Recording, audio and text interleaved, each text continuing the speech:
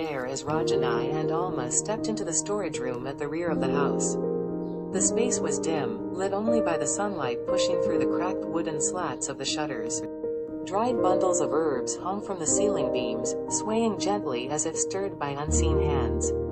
The room always smelled of sage and something deeper, like earth, ash, and memory.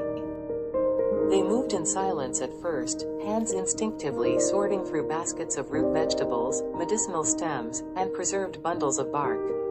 Alma hummed softly as she worked. Her tune was one their grandmother used to hum when the two of them were children, though Rajani hadn't heard it in years.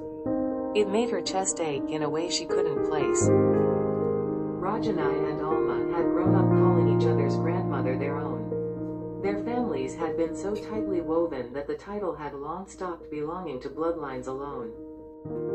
Rajani crouched near a crate of old supplies, running her fingers along a rusted latch at the bottom. She knew what was hidden beneath.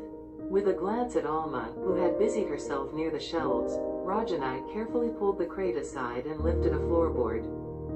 In the hollow space below, rested a weathered tin box. She hesitated. The last time she opened it was the day of her grandmother's passing.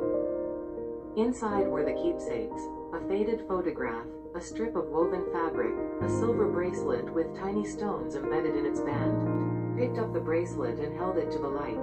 The stones shimmered faintly, as if remembering their purpose. A memory stirred. She was small, maybe 6 or 7. Her grandmother had pressed the bracelet into her hand and whispered, "This will remind you who you are when the world tries to convince you otherwise."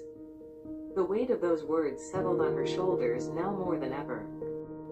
"You good?" Alma's voice broke through the haze. Rajani nodded, quickly slipping the bracelet onto her wrist and tucking the box back into hiding. "Yeah, just nostalgia." They returned to sorting, but her focus was elsewhere. Her fingers moved, but her mind circled around a question that hadn't let her rest since that morning's market. The man she bumped into, Rion. Something in his eyes had pulled a forgotten thread inside her, something timeless and familiar. "You still thinking about him?" Alma asked, not bothering to look up. Rajani stiffened. "No. You sure? You've got that face." "That, I'm unbothered but actually bothered, face."